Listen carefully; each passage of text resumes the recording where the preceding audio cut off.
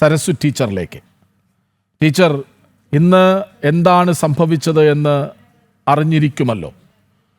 ആ സംഭവം കേട്ടപ്പോൾ, അറിഞ്ഞപ്പോൾ, വായിച്ചപ്പോൾ, കണ്ടപ്പോൾ ഓർമ്മകൾ 10 വർഷം പിന്നിലേക്ക് പോയോ? എല്ലാവർക്കും നമസ്തേ. തീർച്ചയായിട്ടും പോകാതിരിക്കില്ലല്ലോ. ഓർമ്മകൾ തീർച്ചയായിട്ടും, ആ ഓർമ്മകൾ ഒരിക്കലും മരിച്ചിട്ടില്ല. പ്രത്യേകിച്ച് ഏതെങ്കിലും ഒരു സമയത്ത് അത് പിന്നോട്ട് പോകണമെന്നില്ല. ഇതുപോലെയുള്ള ധാരാളം സംഭവങ്ങൾ നമ്മൾ ദിനംപ്രതി കേൾക്കുന്നുണ്ട്. എന്തെങ്കിലുമൊക്കെ ഇവരിങ്ങനെ ചെയ്തുകൊണ്ടിരിക്കുന്നുണ്ട്. അതുകൊണ്ട് ഞാൻ മാത്രമല്ല, എനിക്ക് തോന്നുന്നത് മറ്റുള്ള ആൾക്കാരും ഇത് മറന്നിട്ടില്ല എൻ്റെ ഈ സംഭവം. ഇന്ന് SFIക്കാർ അത് ഇന്നലെ നടന്ന സംഭവത്തിലൂടെ എല്ലാവരെയും ഓർമ്മപ്പെടുത്തുകയായിരുന്നു, ഞങ്ങൾ ഇപ്പോഴും ഇങ്ങനെ തന്നെയാണെന്ന്, അല്ലേ? അതെ അതെ അതെ. അവര് മാറണമെന്നുണ്ടെങ്കിൽ നമ്മൾ എന്തെങ്കിലും ചെയ്യണ്ടേ? അത് ചെയ്യാൻ ചുമതലയുള്ള ആൾക്കാരൊന്നും ചെയ്യുന്നില്ല. എൻ്റെ ആ സംഭവം നടക്കുമ്പോൾ എന്തെങ്കിലും ചെയ്തിരുന്നെങ്കിൽ ഇത്രയും അഹങ്കാരത്തോടു കൂടി അവർ മുമ്പോട്ട് പോവില്ലായിരുന്നു. പക്ഷെ ആരും ഒന്നും ചെയ്തില്ല. സംസാരിക്കാൻ മാത്രമേ എല്ലാവരും ഉള്ളൂ. ഇങ്ങനെ ഒരു സംഭവം ഉണ്ടാവുമ്പോൾ വീണ്ടും വീണ്ടും ഇത് പറഞ്ഞുകൊണ്ടിരിക്കും. അങ്ങനെ അവർ ചെയ്തു എന്ന് പറയുകയല്ലാതെ എന്തെങ്കിലും ഒരു ആക്ഷൻ അവർക്കെതിരെ എടുക്കാനായിട്ട് ഇതുവരെ ഒരു സർക്കാരും തയ്യാറായിട്ടില്ല. നിങ്ങൾക്കൊക്കെ അറിയാം, എൻ്റെ സംഭവം നടക്കുന്ന സമയത്ത് ഇവിടെ ഭരിക്കുന്നത് കോൺഗ്രസ് ആയിരുന്നു. അന്ന് നിയമസഭയിലൊക്കെ അന്നത്തെ അതേ ആഭ്യന്തരമന്ത്രിയാണ് ഇന്നും. അദ്ദേഹം അന്ന് നിയമസഭയിൽ ഇക്കാര്യം പറയുകയൊക്കെ ചെയ്തതാണ്. പക്ഷെ ഞാൻ വിചാരിച്ചു എന്തെങ്കിലും ഒരു ആക്ഷൻ എടുക്കുമായിരിക്കുമെന്ന്. ഒന്നും ഉണ്ടായില്ല. അപ്പോ അത് ഇവർക്ക് ഒരു വളമാണെന്നാണ് എനിക്ക് തോന്നുന്നത്. ടീച്ചർ, ആ 10 വർഷം മുൻപത്തെ ആ സംഭവം എല്ലാവരുടെ മനസ്സിലുമുണ്ട്. പക്ഷേ അന്ന് എന്തായിരുന്നു SFIക്കാരെ കണ്ട് അത് ചെയ്യിപ്പിച്ചത്? അവിടുത്തെ SFIയുടെ പ്രവർത്തനങ്ങൾ, അവരുടെ പോക്ക് ശരിയല്ലെന്ന ചൂണ്ടിക്കാട്ടലുകളായിരുന്നോ ടീച്ചർക്കെതിരെ അങ്ങനെ ഒരു അരുതാത്ത പ്രതിഷേധത്തിലേക്ക് അവരെ കൊണ്ടെത്തിച്ചത്? അതുകൂടി ഒന്ന് ഓർക്കെടുക്കട്ടെ എല്ലാവരും. ഞാൻ പ്രിൻസിപ്പലായിട്ട് അവിടെ ചെല്ലാതിരിക്കാൻ വേണ്ടിയിട്ട് അവിടുത്തെ ഇടതുപക്ഷ അധ്യാപക സംഘടനക്കാരാണ് ശരിക്കും പറഞ്ഞു കഴിഞ്ഞാൽ അതിൻ്റെ കൂടെ ഉണ്ടായിരുന്നത്. SFIയെ കൂടെ ചേർത്തുകൊണ്ട് അവരാണ് മജോറിറ്റി കാര്യങ്ങൾ ചെയ്തിട്ടുള്ളത്. ഞാൻ അവിടെ ചെല്ലാതിരിക്കാൻ വേണ്ടിയിട്ട്, പ്രിൻസിപ്പലായിട്ട് ഞാൻ അവിടേക്ക് ട്രാൻസ്ഫർ ആവാതിരിക്കാൻ വേണ്ടിയിട്ട് അവർ കുറെ ശ്രമിച്ചിരുന്നു അന്ന്. പക്ഷെ അന്ന് അവരുടെ സർക്കാർ അല്ലാതിരുന്നത് കൊണ്ട് അവർ അതിൽ പരാജയപ്പെട്ടു പോയി.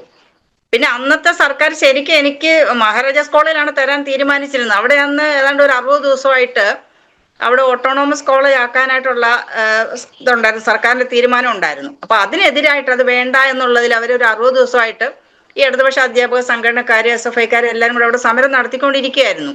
ആ സമയത്ത് എന്നെയാണ് അവിടുത്തെ പ്രിൻസിപ്പലായിട്ട് അങ്ങോട്ട് അയക്കാൻ തീരുമാനിച്ചിരുന്നത് സർക്കാർ.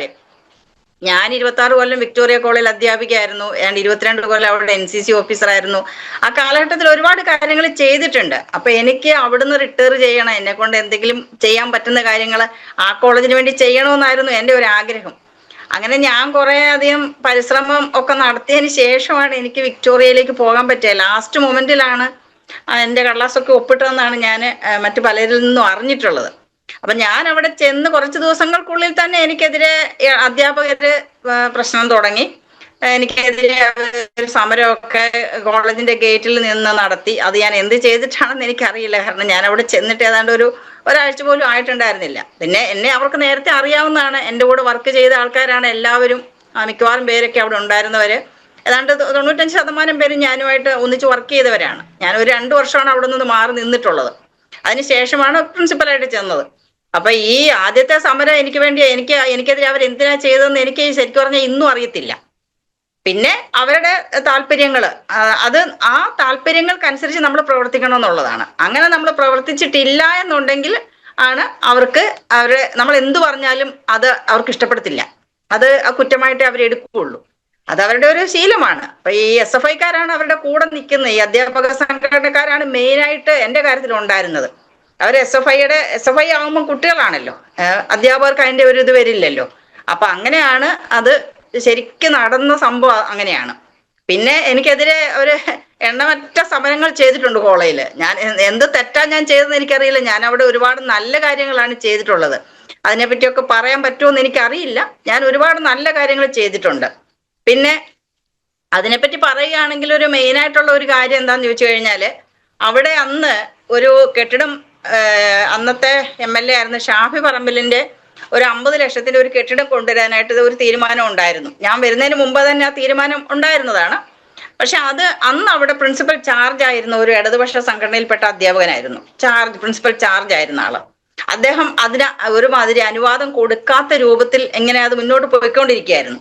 അപ്പൊ ഞാൻ ചെന്ന് കഴിഞ്ഞപ്പം ഈ ഒരു ദിവസം ഷാഫി പറമ്പിൽ കോളേജിൽ വന്നപ്പോ ഞാൻ കണ്ടപ്പോ എന്നോട് പറഞ്ഞു, ഇങ്ങനെ ഞാൻ കുറെ നാളായിട്ട് ഇങ്ങനെ ഈ ഒരു കെട്ടിടം പണിയാൻ വേണ്ടിയിട്ട് ഇങ്ങനെ അതിന്റെ എല്ലാം സാങ്ഷൻ ആയിട്ട് ഇരിക്കുകയാണ്, പക്ഷെ ഇവിടുന്ന് അതിന്റെ സ്ഥലമൊന്നും കാണിച്ചു തരുന്നില്ല, അനുവാദം കിട്ടുന്നില്ല എന്ന് പറഞ്ഞു. അപ്പൊ ഞാൻ പറഞ്ഞു, ശരി എന്നാ ഞാനൊരു സ്ഥലം കാണിച്ചു തരാമെന്ന് പറഞ്ഞിട്ട് ഞാൻ കൊണ്ടുപോയിട്ട് ഒരു സ്ഥലം പുള്ളിക്ക് കാണിച്ചു കൊടുത്തു. അപ്പൊ ഇത് മതി ടീച്ചറെ, ഞാനിത് ഒരുപാട് കാര്യങ്ങൾ പുള്ളി അന്ന് എൻ്റെ അടുത്ത് ഇങ്ങനെ ഇതിനു വേണ്ടി നടന്ന കാര്യങ്ങളൊക്കെ എന്നോട് പറഞ്ഞു. അത് കഴിഞ്ഞിട്ട് പിന്നെ ഞാൻ തന്നെ അതിന്റെ പുറകെ നടന്നിട്ട് ആ കെട്ടിടം പണി പൂർത്തിയാക്കിയത് അത് തറക്കല്ലിട്ടതൊക്കെ ഞാൻ അവിടെ ഉള്ളപ്പോഴാണ്. പക്ഷെ കെട്ടിടം പണി പൂർത്തിയാക്കിയപ്പോൾ ഞാൻ റിട്ടയർ ചെയ്ത് പോന്നു. എന്നിട്ട് ആ കെട്ടിടത്തിന്റെ ഉദ്ഘാടനത്തിന്റെ സമയത്ത് അവിടെ ആരെയൊക്കെ വിളിക്കണമെന്നുള്ള മീറ്റിംഗ് കൂടിയപ്പോ ഈ ഇടതുപക്ഷ അധ്യാപക സംഘടനക്കാർ പറഞ്ഞു എന്നെ വിളിക്കാൻ പാടില്ല എന്ന്.